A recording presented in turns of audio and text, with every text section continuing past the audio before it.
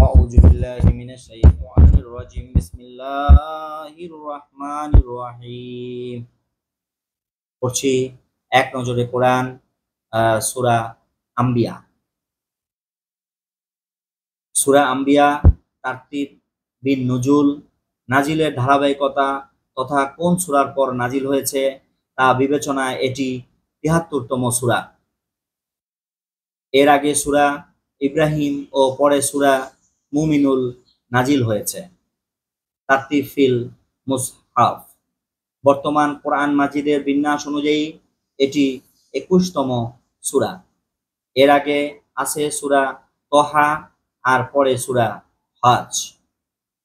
মাক্কি যুগের শেষ দিকে এই সূরাটি নাজিল হয়েছে। সূরা নং ২১, আয়াত সংখ্যা ১১২। এটি মাক্কি সূরা। নামের রহস্য। আম্বিয়া শব্দটি নাবী শব্দের বহুবচন, যার অর্থ সংবাদদাতা, বার্তাবাহক, নবী।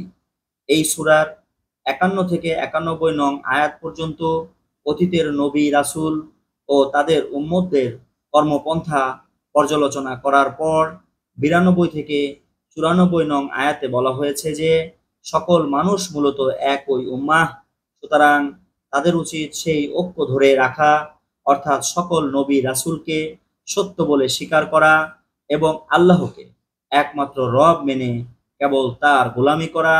সেখান থেকেই এই সূরার নামকরণ করা হয়েছে সূরা আম্বিয়া, নবীগণ। Major theme. কিয়ামত ঘটার সময় খুব নিকটে। আগের জাতিগুলো থেকে শিক্ষা। কিয়ামত ও রাসূল সাল্লাল্লাহু আলাইহি সাল্লামের উপরে ঈমান।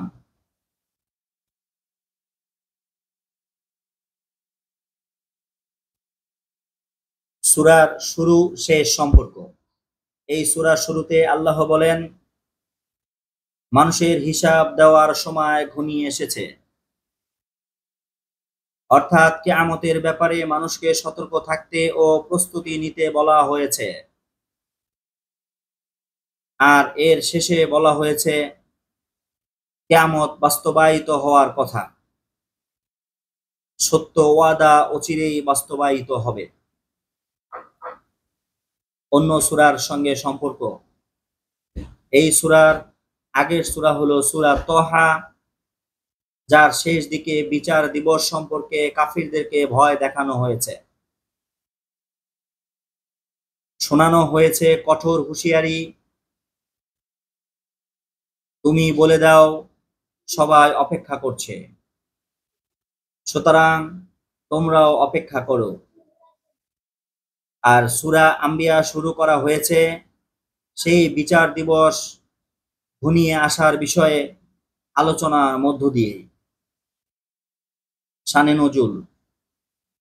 আল্লাহর রাসূল সাল্লাল্লাহু আলাইহি সাল্লাম আল্লাহর একত্ববাদের ঘোষণা দেওয়া শুরু করলেন, আর মুশরিক নেতারা শুরু করলো রাসূলের বিরোধিতা। এই দুই পক্ষের দ্বন্দ্বের কথা উঠে এসেছে এই সূরাতে। মুশরিকরা রাসূলের বিরোধিতা করতে গিয়ে নানা অমূলক কথা বলতো, সেই সাথে তুলে ধরতো নানা সংশয়, সন্দেহ ও আপত্তি, আর সেগুলো দিয়ে অন্যান্য মানুষকে রাসূলের থেকে দূরে সরিয়ে রাখত। এই সূরাতে তাদের ওসব ভ্রান্ত যুক্তির জবাব দেওয়া হয়েছে।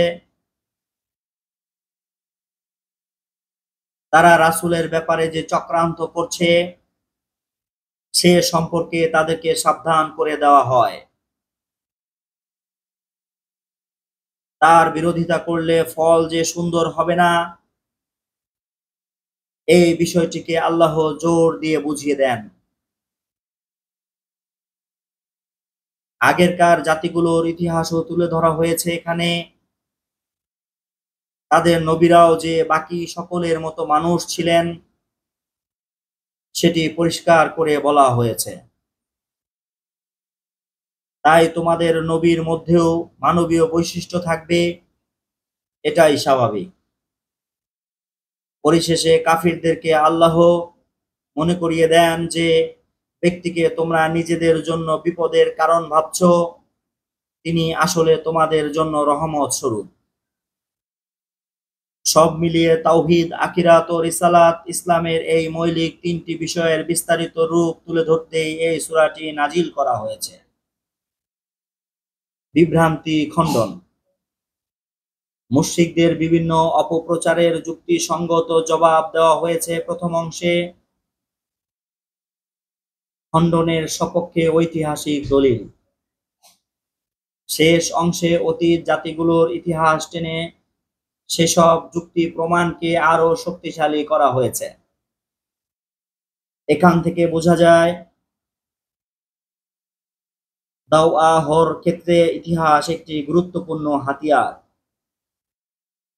যুক্তি আলাপের পরে যদি ইতিহাস থেকে একটা রেফারেন্স শেয়ার করা যায়, তাহলে বক্তব্যের ওজন অনেক বেড়ে যায়, বক্তব্যটি আরো পরিষ্কার হয়ে ওঠে।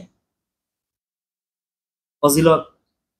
আব্দুল্লাহ ইবনু মাসউদ রাদিয়াল্লাহু তাআলা বলেছেন, সূরা বনী ইসরাইল, কাহফ, মারিয়াম ও আম্বিয়া প্রথমে নাজিল হওয়া অতি উত্তম সূরা। এগুলো আমার পুরনো রক্ষিত সম্পদ। Cause and effect. সূর্যোদয় ও সূর্যাস্তের আগ মুহূর্তে আল্লাহর স্মরণে নিমগ্ন থাকুন, তাহলে দিন হবে প্রাণবন্ত আর মন থাকবে প্রফুল্ল।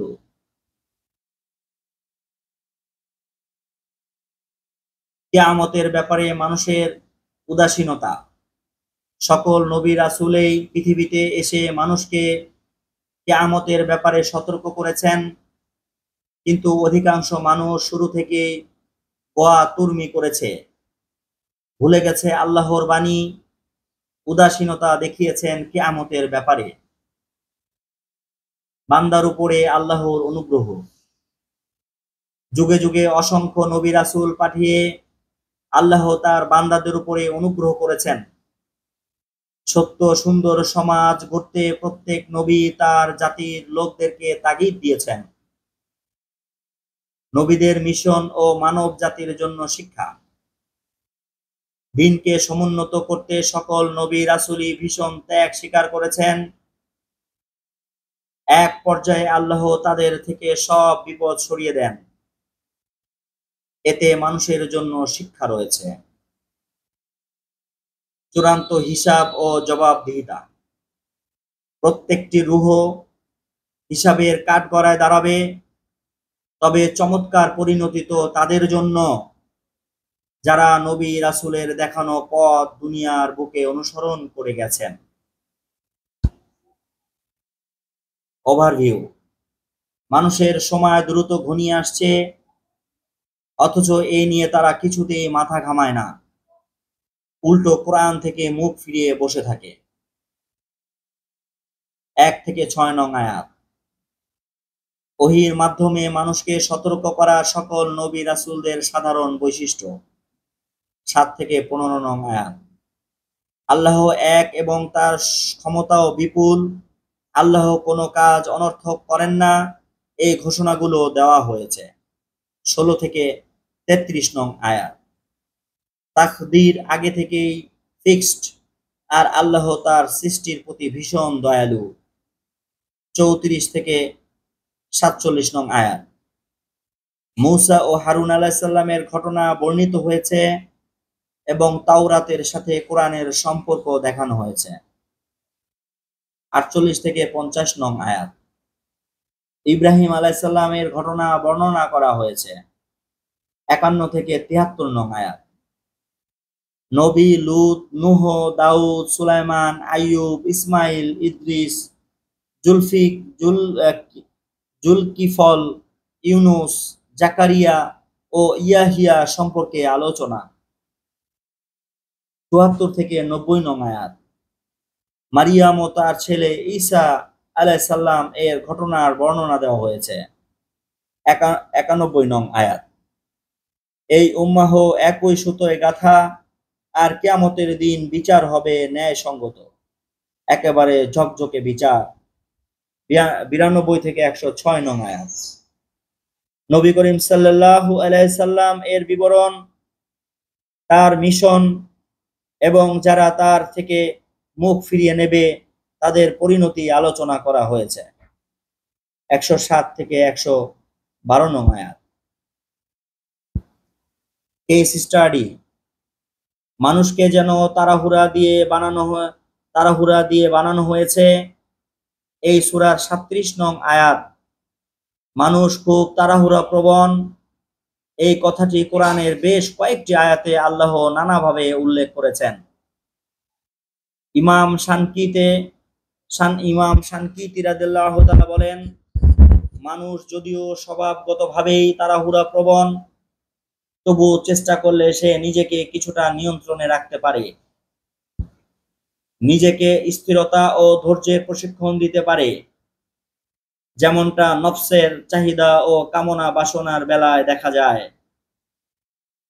কামনা বাসনার প্রতি মানুষের স্বভাবগত ঝোঁক আছে সত্য, কিন্তু নিজেকে নিয়ন্ত্রণ করার ক্ষমতাও তার আছে।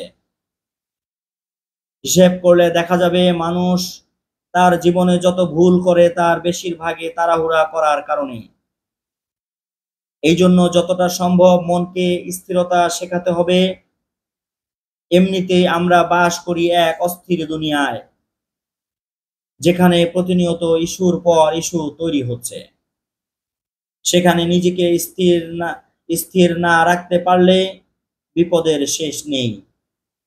অস্থিরতার স্রোতে কচুরি পানার মতোই ভেসে যেতে হবে। রিফ্লেকশনস, তাদাব্বুর।